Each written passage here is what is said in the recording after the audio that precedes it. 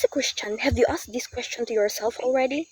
Why is that when I was still an unbeliever, I didn't face much problems, but now that I'm a Christian, I am being bombarded by many problems and struggling a lot? Well, because now you are no longer of this world but of God. As long as you are one with the world, you will never be hated by it. But the moment you accept the Lord Jesus Christ, you will be different from them. And as followers of Christ who speak the truth to the world filled with lies, it's inevitable to be persecuted, for your words shall be considered as hate speech. But God has a great promise in Luke 6 verse 22 to 23. It says, "Blessed are ye when men shall hate you, and when they shall separate you from their company, and shall reproach you, and cast out your name as evil, for the Son of Man's sake.